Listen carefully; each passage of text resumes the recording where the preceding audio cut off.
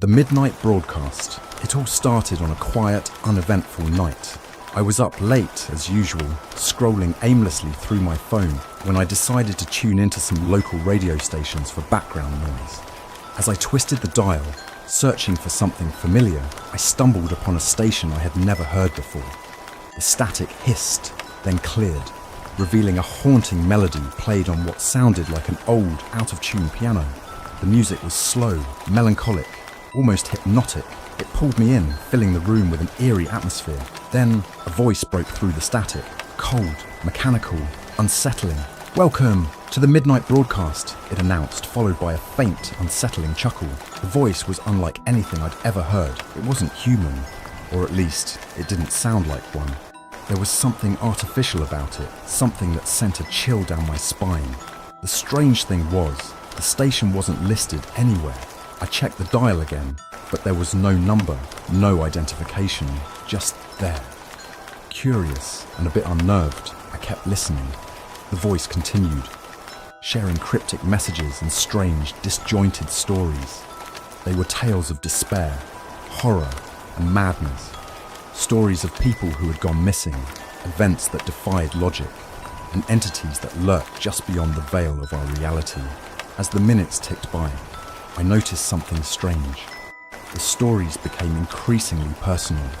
They referenced places I knew, events from my childhood, and even specific fears I'd never shared with anyone. My heart began to race. How could this be? It felt like the broadcast was speaking directly to me. At first, I tried to rationalize it. Maybe it was a coincidence. Maybe I was just imagining things. But then the broadcast took a darker turn. It described, in vivid detail, a horrific event happening right then in my own neighborhood. A car accident on a street corner I recognized. A fire in a house just a few blocks away. My blood ran cold.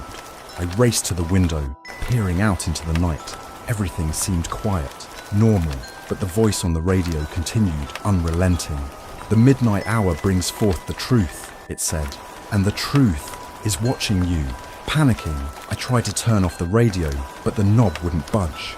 I unplugged it, yet the voice continued, the signal seemingly coming from nowhere and everywhere at once. Desperate, I smashed the radio, but even that didn't stop the broadcast.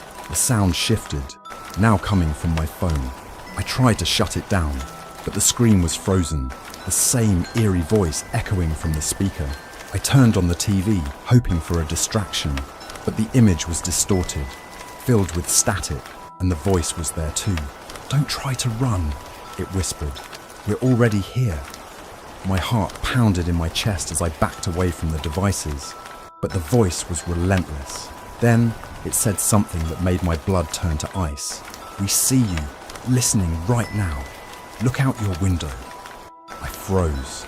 My hand shook as I reached for the curtain, pulling it back slowly.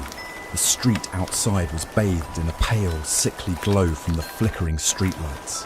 And then I saw it.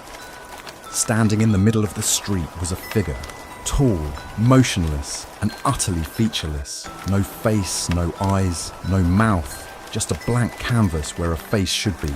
It stood there, staring, or at least I felt it was staring, directly at me. I stumbled back, heart racing, gasping for breath. The broadcast continued, but the words no longer registered. All I could hear was the pulse pounding in my ears, the cold sweat dripping sound. Trying down my face, I blinked, and the figure was gone. The voice on the broadcast chuckled once more. "This is just the beginning. We'll be seeing you again."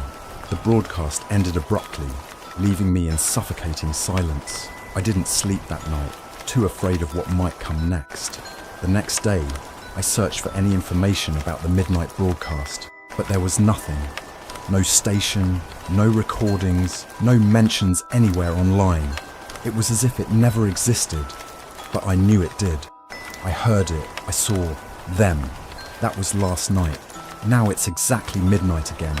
The radio is broken, my phone is off, but I hear it once more. Welcome back to the midnight broadcast.